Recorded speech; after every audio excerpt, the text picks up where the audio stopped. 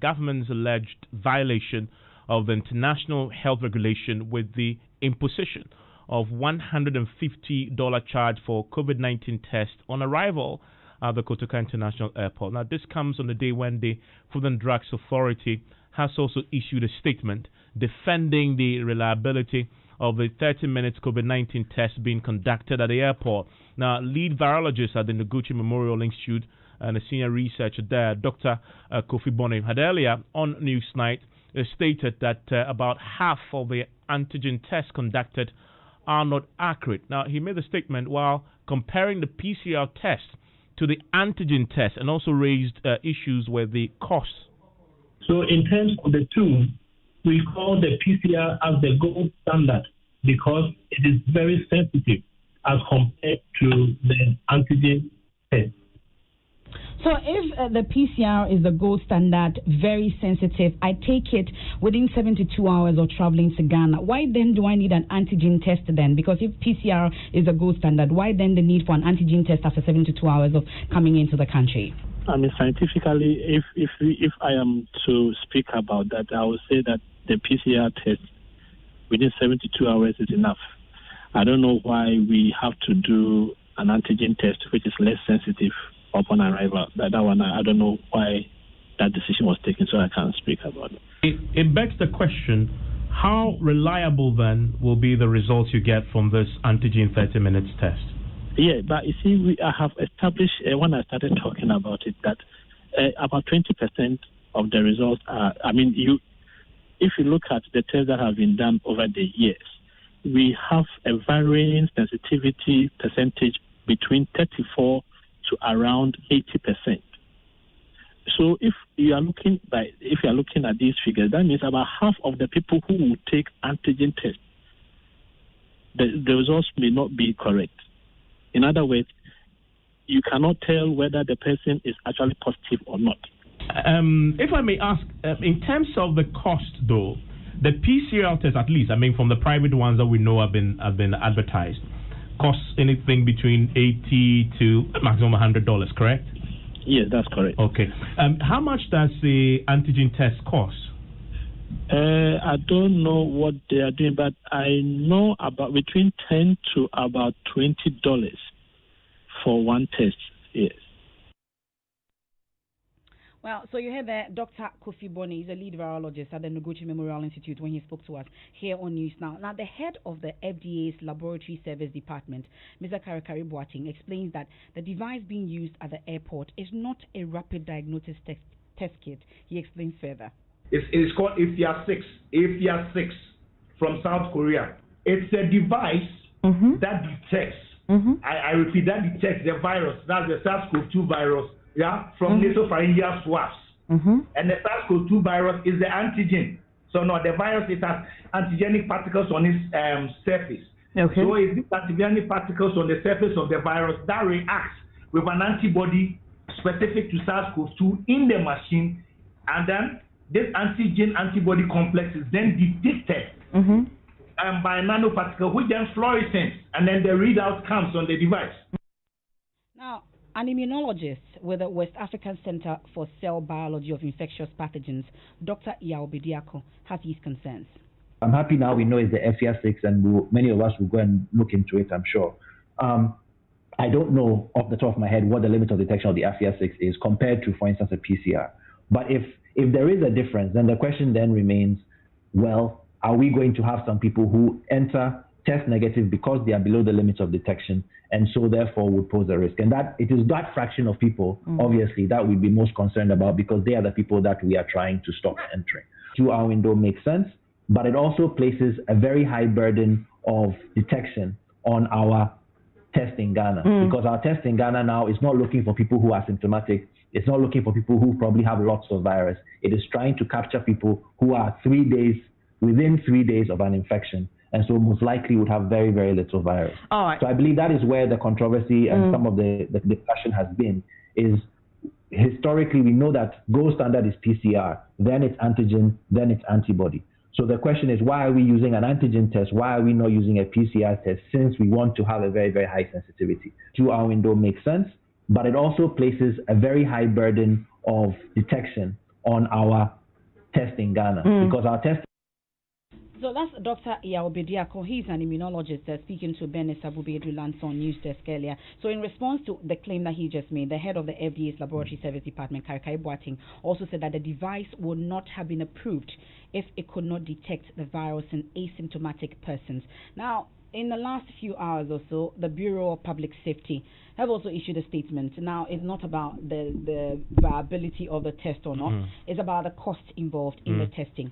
So in a statement that they've issued, I'll read portions of it. It says, as a socially engaged and committed organization, the PBS wholeheartedly welcomes efforts to stop the spread of the novel coronavirus. However, we find the government's decision to mandatorily levy all travelers a $150 testing fee, a grave violation of parts of the International Health Regulations 2005, which states inter alia that except for travelers seeking temporary or permanent residence, no charge shall be made by a state party for any medical examination provided for in the IHR or any supplementary examination which may be required by that state party to ascertain the health status of the traveler examined for the protection of public health. So it quotes Article 40, Paragraph 1 and 1A of the IHR. But we've been joined on the phone by Nanaya Wakwada himself. We are grateful for your time here on Newsnight. So for clarity, this IHR that you quote,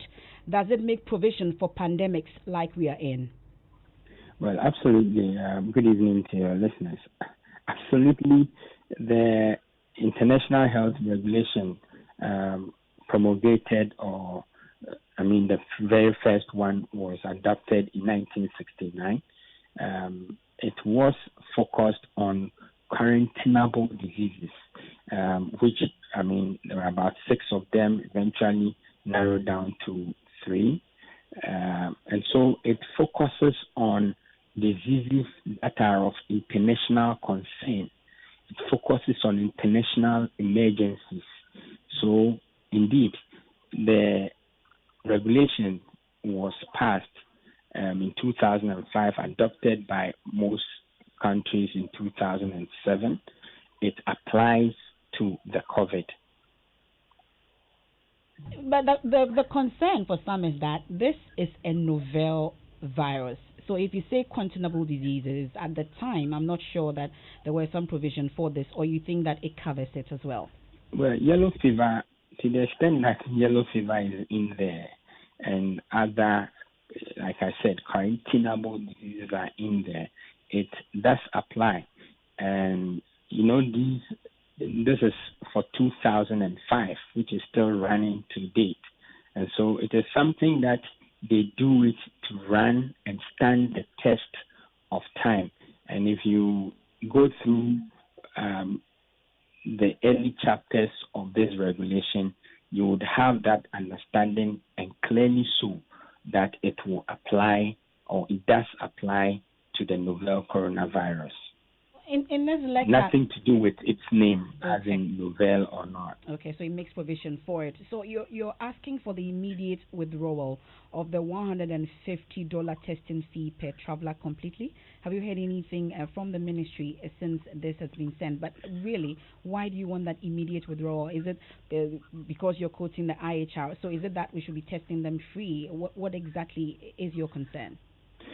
Well, to a large extent, we believe that the good Minister of Health and his ministry probably lost sight of this aspect of a regulation, an international regulation that as a country we are signed up to, which is why our petition has gone to him directly.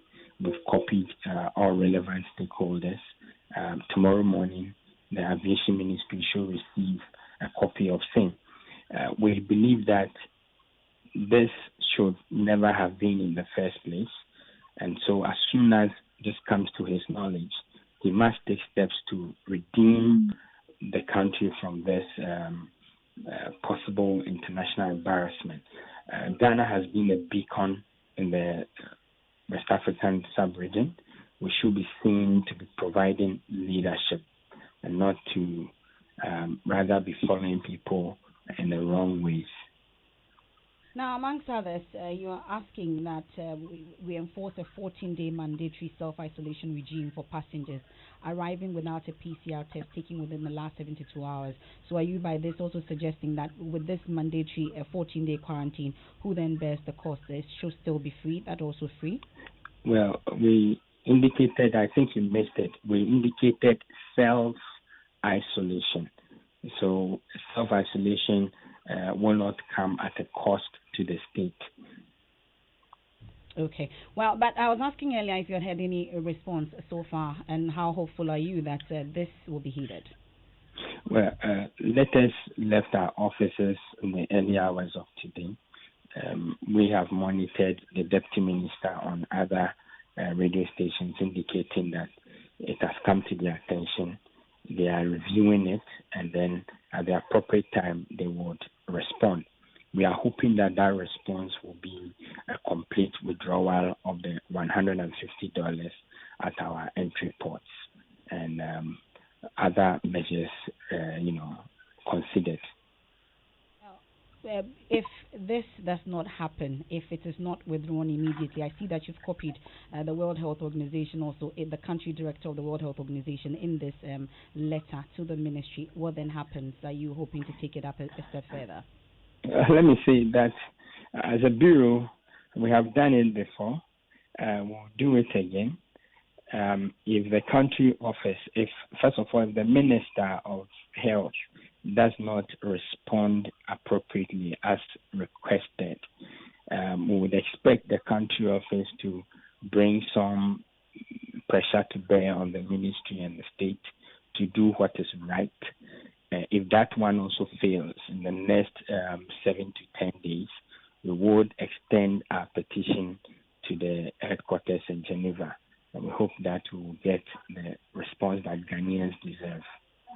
We're grateful for your time. That's Nanaya Akwada with the Public Bureau of Safety. We're still working the lines to see if we can reach the Ministry of Health for their response on this. You're still listening to Newsnight here on Joy 99.7 FM. Your thoughts so far on what you've heard from Top Story up until now. Join us via WhatsApp is 0244340437. Evans. And of course, I want to hear you also on the subject of the JAPA, the meeting with the civil society groups, 21 of them, we understand just ended, and we are getting some further information from this. It's been a marathon one. You spoke to Dr. Steve Mateo earlier today. He was very clear that in this meeting they want to listen, but they warned that the finance industry should not take an entrenched position. Of course.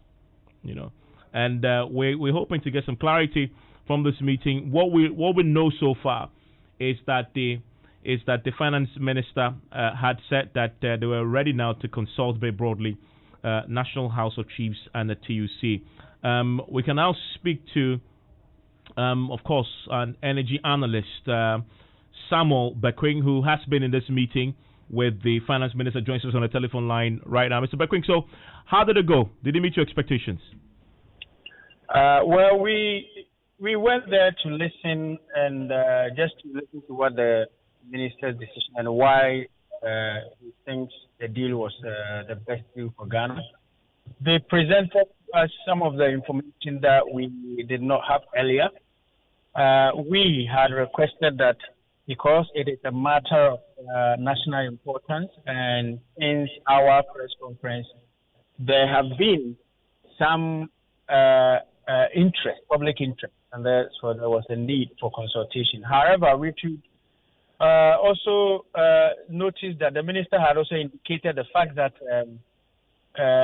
this he believes is the best window due to the gold prices. Therefore, he is now torn between further consultation and that opportunity that it has been presented by the gold prices. However, we are insisting that it is important that there is further consultation on this. So I'm just curious, clarify for me, what new information did the finance ministry provide that you didn't have earlier? I think we went in to try to look at the basics of the valuation of the initial valuation of the company, which they provided some information as to how they arrive at that. And then we did not understand why you have valuated a company and you were going to rely on the market to the actual value of the company. And they also explained the technicalities behind that, and that the initial valuation was as a requirement of company registration, which auditors would require you. So it won't be an independent thing that when you're a registered company, you can just put any figure there. So it was a matter of international standards that they had followed. And therefore, they were hoping that when gold prices continue to remain the same when they go to the market will help them, or they will do some roadshows where they will hear more about the willingness of buyers to be able to know what the company is actually worth.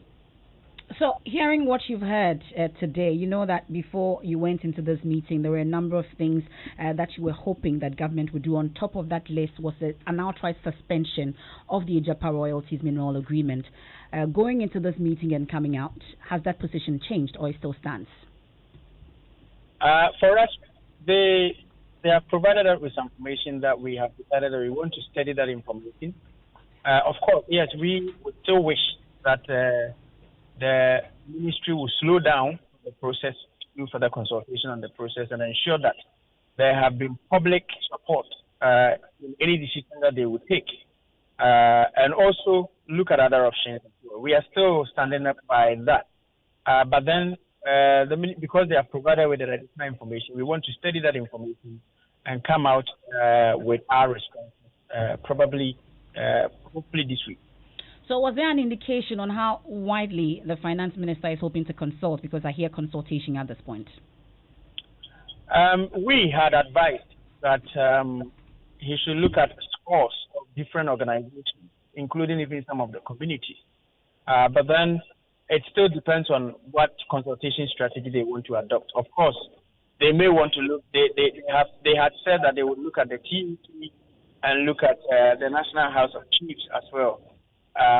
Which we thought is a good start, but we would wish that they would widen the consultation to include more people and public and to be able to garner public support. But as we said, there may be some ideological differences between what we want and what the ministry want. Of course, all of them amount to getting the better deal for the state, but there may be some differences. We still stand by our word that there should be some slow in the process to ensure proper consultation. And if the ministry want help on that, we are willing to help in terms of helping them to do so.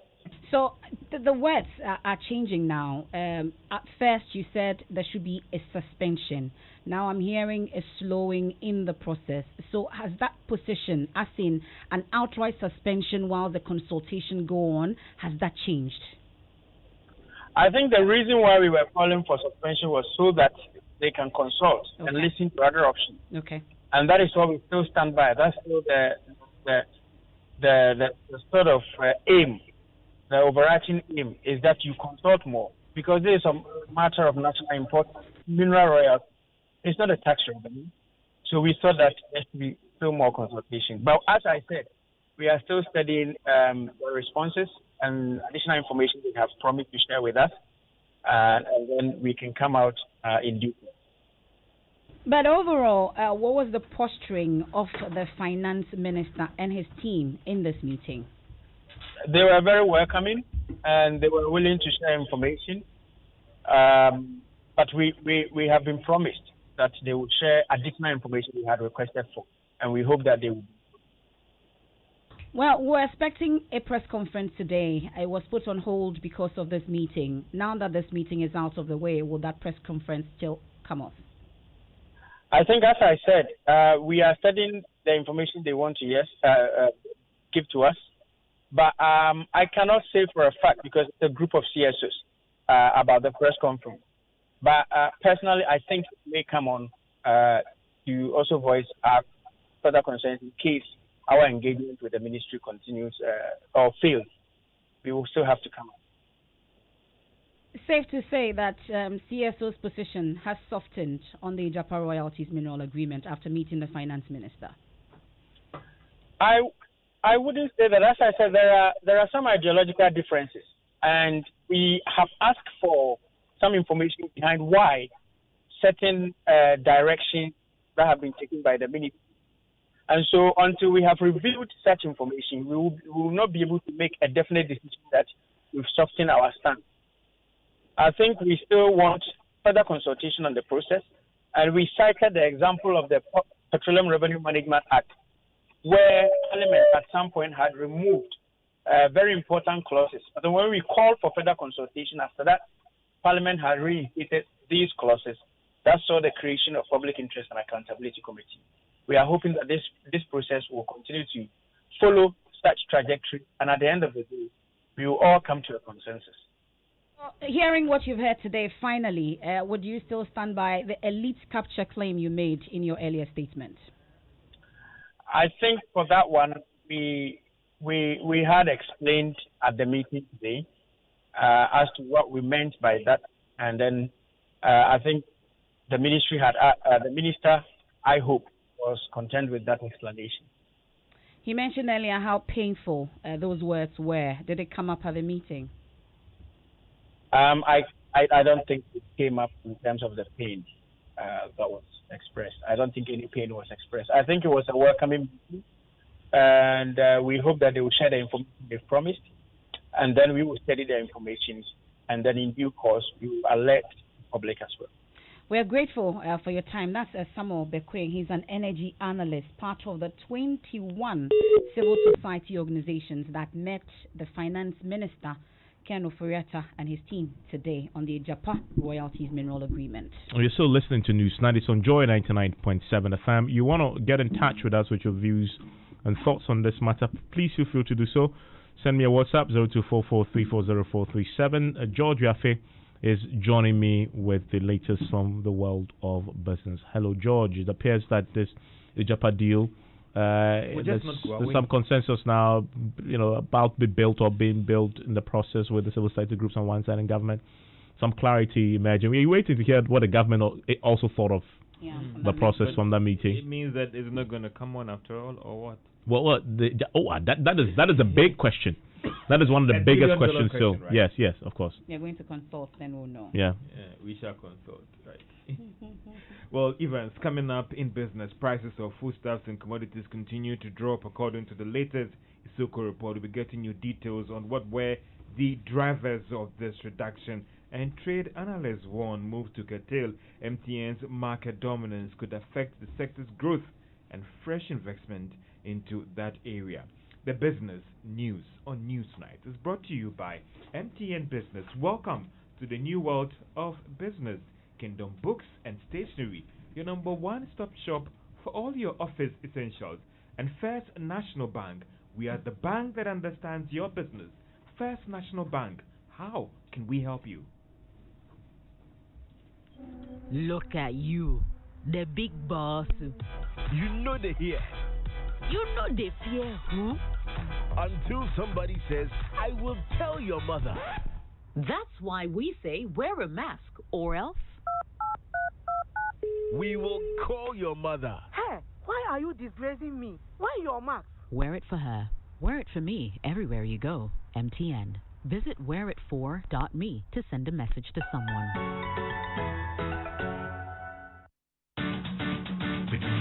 We give you nothing but the best. We stay above the rest. More quality, more affordability. Kingdom Books and Stationery. Everybody's going to the one and only shop where customer satisfaction is a guarantee. Kingdom Books and Stationery. Oh yes, with our 30 days credit facility with no interest charge, free delivery services, and our free consultation on setting up your office, Kingdom Books and Stationery is unmatched in our delivery of quality and affordable office essentials, equipment, and furniture. Experience world-class customer service in all our branches in Accra, Tema, Kumasi, Cape Coast, and Takoradi. Call us on 0302-764-101 or visit our website at www.kingdomgh.com. Kingdom Books and Stationery, your number one-stop shop for all office essentials and stationery. Terms and conditions apply. Puma Drinks, ready to add flavor to your life? Puma Drinks, bursting with so many flavors, you just can't have enough.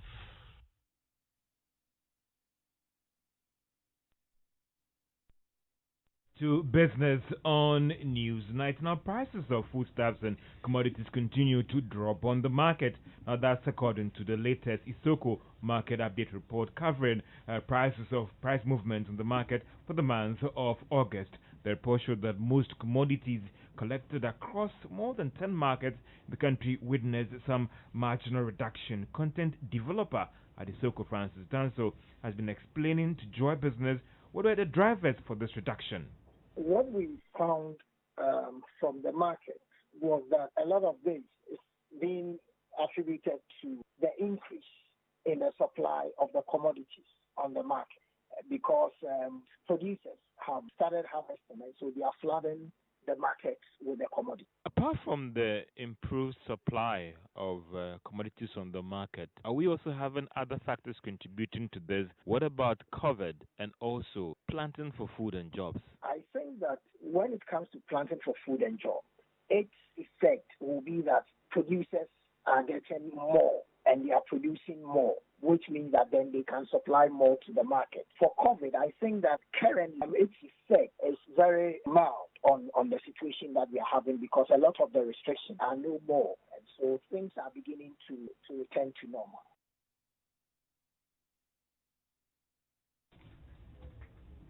And that is the content developer at Isoko, Francis Danso.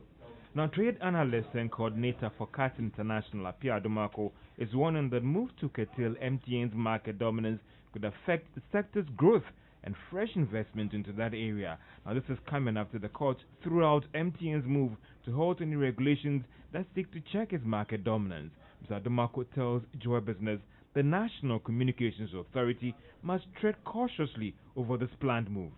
The SNP issue is that MTN can decide to slow their level of investment in the country, which in the long run is going to hurt both consumers and even industries that also feed on MTN investment. And so we need to ensure that whatever measures that are being taken to address significant market powers of MTN goes in a long way to bring about trust of MTN into the system. Else, those market players that have not been doing well, I think the first question you could have even asked them, why were they not investing? Because if 5 years from now, we still don't see any growth of the other players that are not doing well, I'm not sure it will still be fair again to go further to take up the measures. I think for what the regulator is supposed to be doing is to be ensuring that the other players also invest, because we are in a free market and consumers are interested in whoever can meet their demand. And if MTN is selling their technology, and if MTN is investing, and other companies are also not investing, of course, you see that MTN is more going to reap the benefit from their investment, and those who are not investing will not get anything in the marketplace. Apia Adomako is trade analyst and coordinator at CAT International. Now, beverage firm Coca-Cola has announced plans to embark on some staff layoffs in the coming weeks. Now, this was contained in a notice issued by the company to its workers. According to management, the move has been influenced by some challenges that has affected the company over the past months, which has also been compounded by the effects of COVID-19. According to management, that is promising to abide by the laid down labor laws in actually implementing this planned action. Now, Ghana will soon become a country with no tolerance for substandard and uncertified electronic appliances. Now, this is in line with the quest to stop the importation of second-hand appliances aimed at saving electrical energy for the country. Speaking to Joy Business after engagement with the shipping lines and stakeholders in the ports, Director for Energy Efficiency and Climate Change at the Energy Commission, Kofi Ajaku, said the Commission is working towards the agenda of phasing out such appliances on the market. Now we have reduced it to about 2% or even less, the ones that come into the country. We haven't stopped the seizures, ever since we started the enforcement. But that is the reason why the law has been revised to help us to plug the holes. One way to plug the hole is to charge the carrier who is bringing it. Once the carrier is aware of what he is carrying, then I think that we will get the zero import that we are looking for. Right now, as we speak, the two hottest spots, La Paz and First Light, you will still find a few of these appliances there. But our ambition is to get zero compliance. So that is what we are moving at now.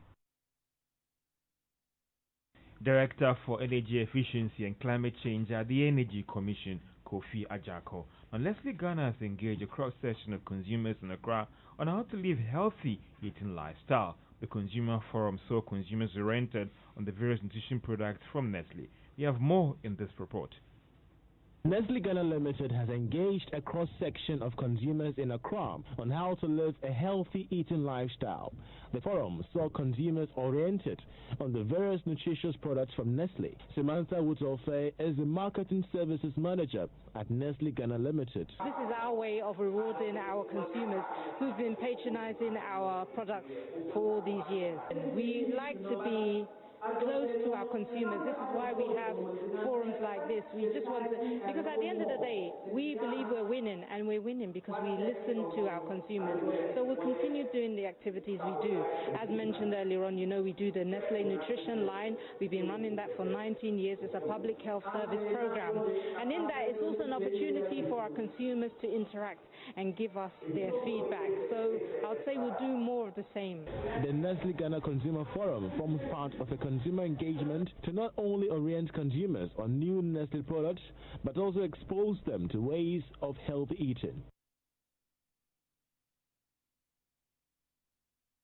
That's all for Business on Newsnight.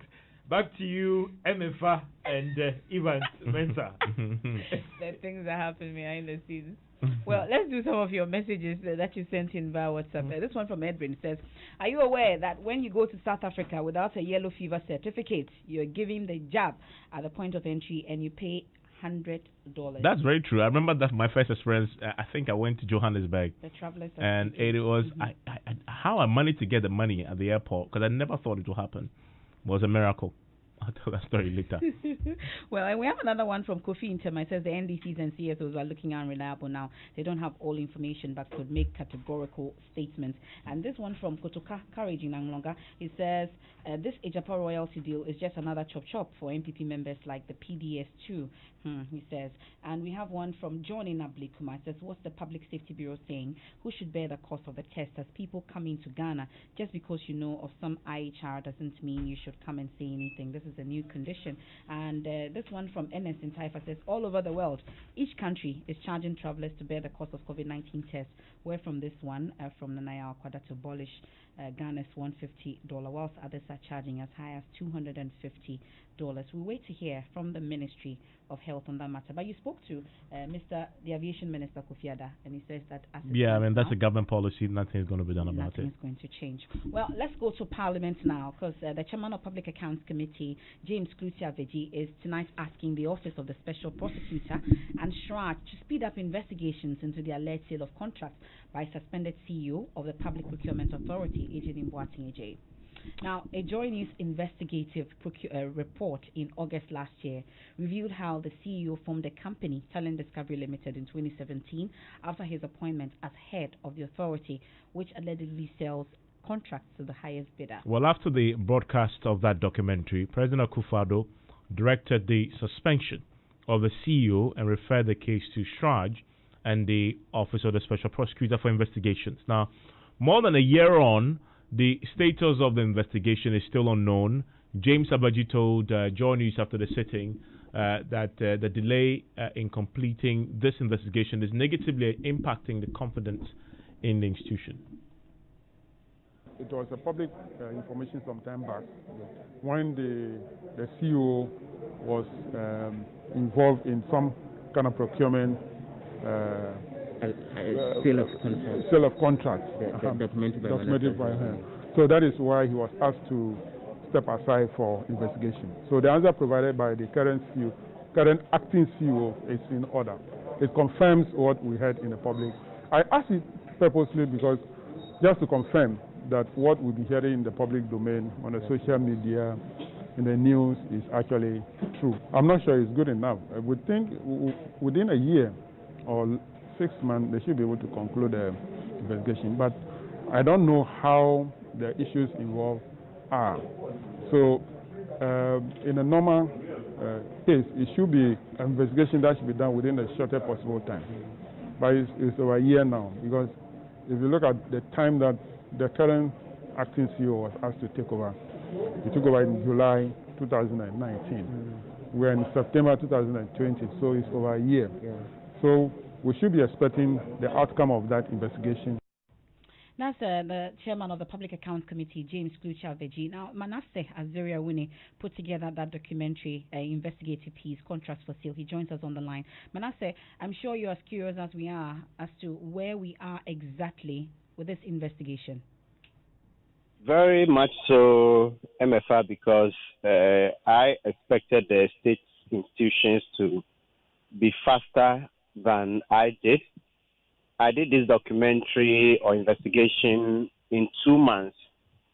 And the thing about state institutions is that they have more resources, they have more personnel, and they have the power to command people to appear and to submit information at specific times, which the investigative journalist doesn't have. So I think that even if they were doing a more comprehensive work, they should have been done by now.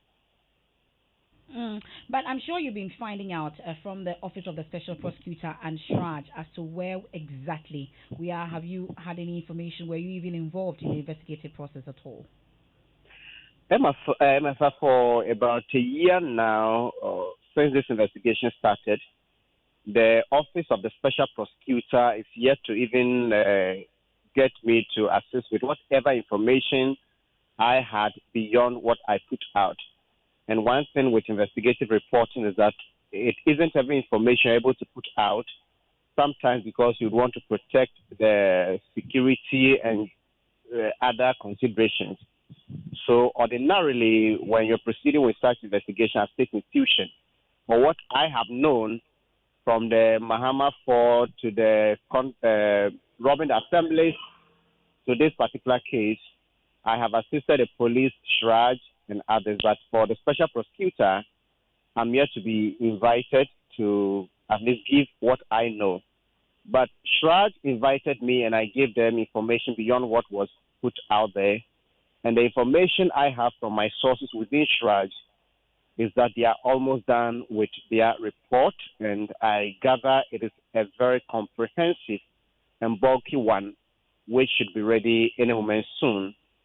With the Office of the Special Prosecutor, my sources close to that office indicate that it gathered very incriminating pieces of evidence in its investigation. And the surprise is that this information was gathered as far back as last year, that's 2019. And 2020, we still do not know what is coming out. So these are the pieces of information I have from the two state institutions investigating this.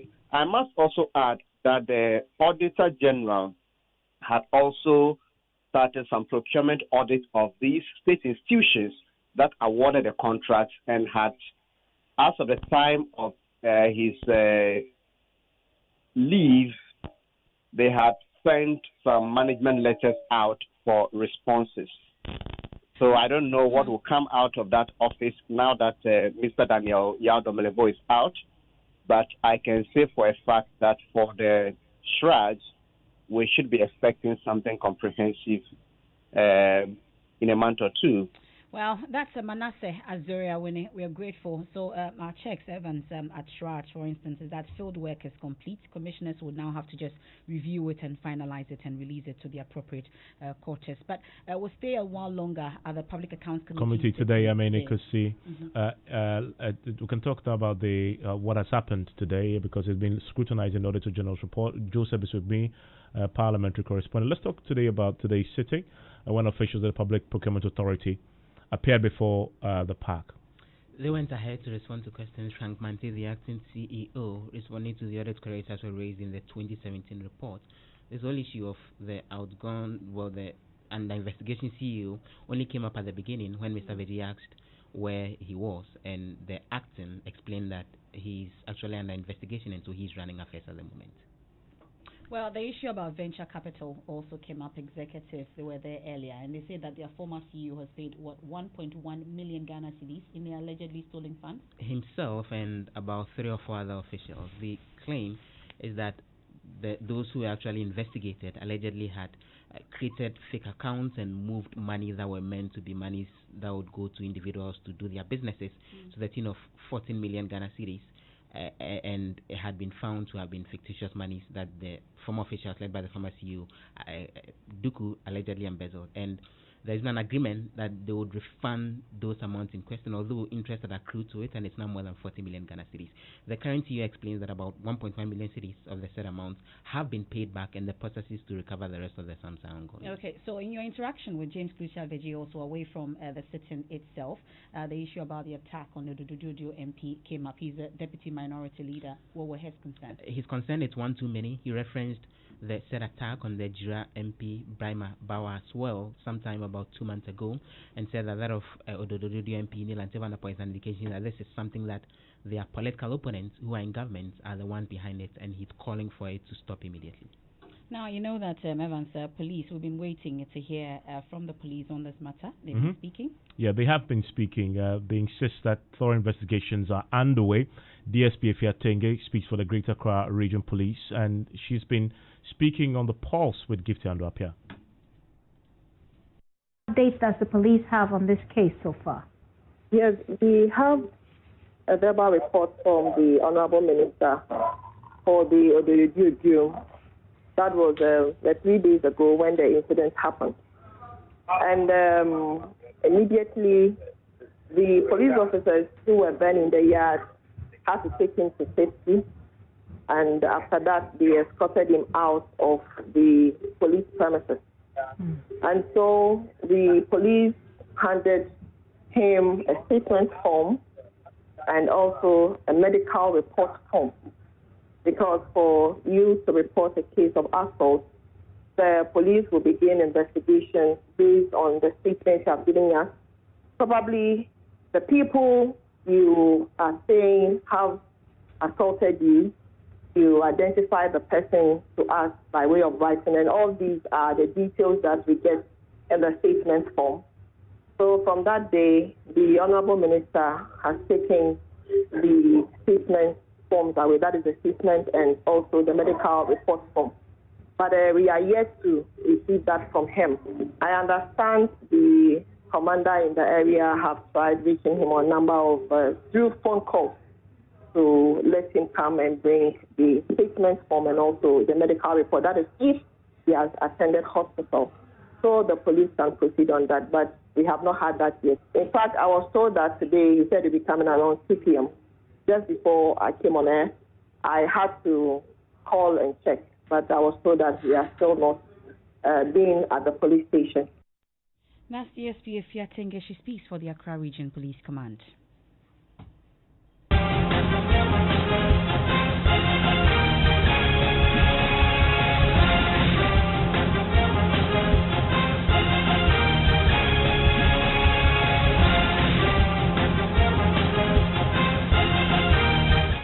And this is your election headquarters. Tonight, apprenticeship fees for artisans in any vocation will be taken up by the government under a national apprenticeship program to be rolled out by the NDC if elected in the 2020 general elections. Flag bearer of the party, John Mahama, disclosed this a while ago whilst interacting with artisans and garage owners in the Upper West Regional Capital, WA. We need to train you to understand the new machines that are coming so that you can continue to be able to give us the service that you need to give us.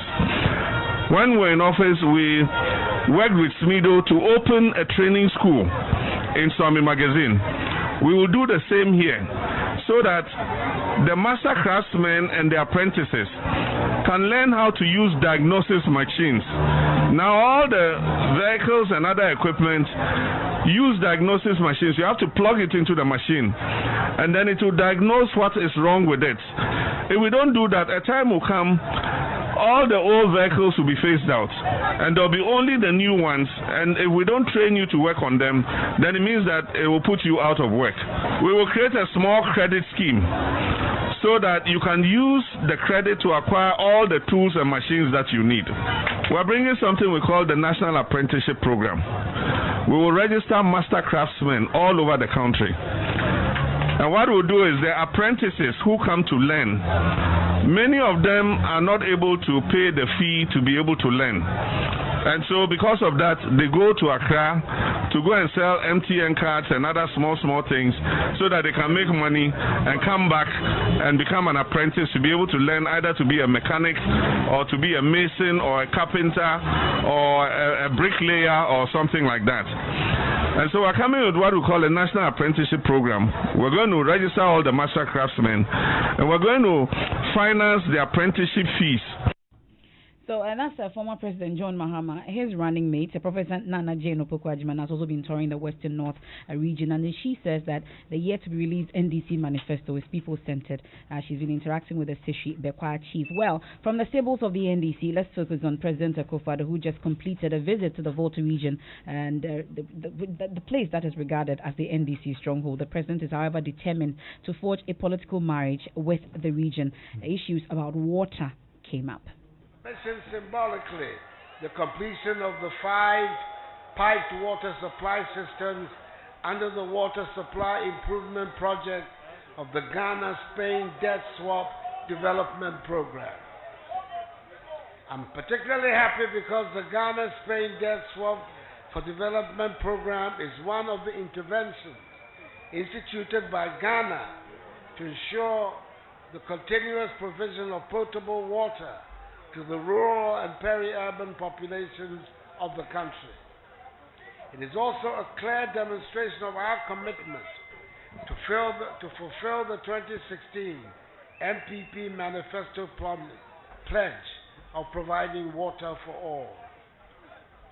The Water Supply Improvement Project is being implemented in the whole municipality and in 3 districts of the region, namely Ho West, Agotimiziopre, and Adaklu, at a cost of $3,780,000. It has expanded access to water and has ensured sustainable water supply and sanitation services in 36 rural communities. In addition, the project has seen to the construction of 18 piped water supply systems, and it is expected to serve a total population of 69,000 people in all these districts. Let me repeat, I am like the suitor who is bent on marrying a beautiful woman. I'll keep knocking on the door until the door is open to me. President Akufo-Addo, as he wrapped up his tour of the Volta region. Knocking on the door. A beautiful woman from the Volta region. You know what I mean. No pun intended. Why are you smiling? I'm not. I'm actually. Are you from the Volta region? Yes, I am. Okay. Sorry, I forgot to know. Now, she may have served as First Lady of the Republic for 19 years in both military and civilian rule, but she's still got her eyes on the presidency. And this weekend, Nana Akufo-Addo Rawlings will be acclaimed as the NDP's flag bearer. We'll look out for that. I mean, in 2016, we know what happened. Maybe this time she could actually get onto the ballot as well. Build around water, but with no water to drink. Now, that's the story of Zile, a small town in the western region. Hundreds of children spend hours fighting to fetch water every day. As part of the Joy News Safe Water Project, Justice Bedu visited the community. Here's what he saw. The Ezile Lagoon, in the middle of the Ezile township. It is this water resource that gives the livelihoods of many of the people here. A lot of them are fishermen and fishmongers.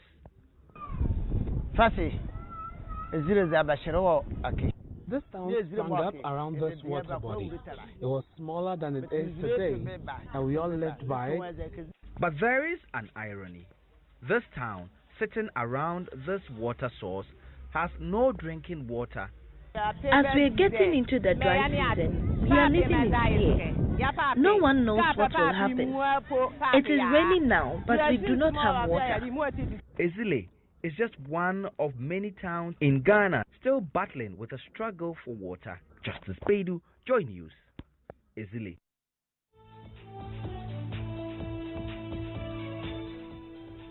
And that's it for tonight's edition of Newsnight. Many thanks to Masido Company Limited, producers of Cowbell. How I love Cowbell.